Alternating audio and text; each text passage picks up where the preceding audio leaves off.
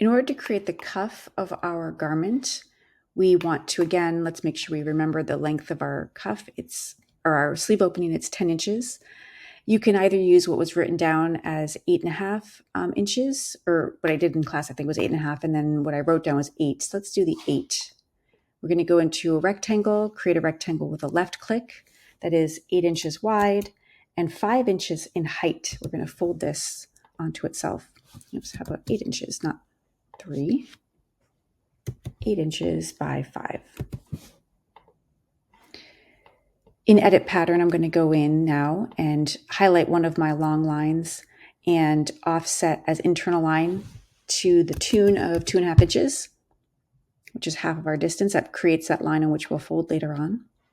And then I'm going to sew that to the sleeve. Now I'm going to do this in 2 parts. I'm going to sew the first side to my sleeve, and then I'm going to sew the second side as well. And you can see I'm shifting my hash mark over to the right this time, just so I know that I've got 2 sew lines.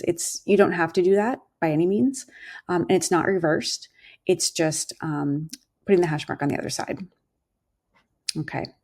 And you do need to create a second one of these pieces so you can duplicate or make a symmetrical pattern with sewing, and I like to place it over with the other sleeve. And now back in our 3D window, we can arrange those on our avatar.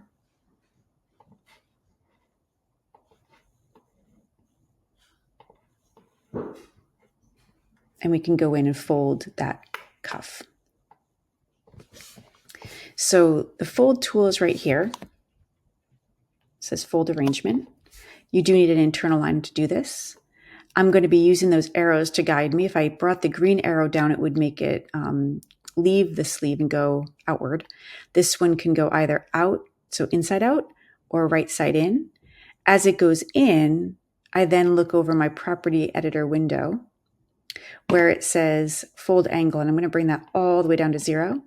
Fold strength, the larger the number, the more strong that fold is and maintained. And I'm going to select fold rendering to be on, which is going to make it look like it's folded while it's in 3D. Since we have duplicated this pattern, that same fold has also occurred simultaneously on our other cuff. You may want to reposition this slightly. We're going to go out of the fold render just so it doesn't catch your hand in there, and then go ahead and press simulate. Now, if you notice, mine are wide open because I didn't sew the side seams, and so you can just go ahead and do that afterwards. And there we are, lovely cuffs.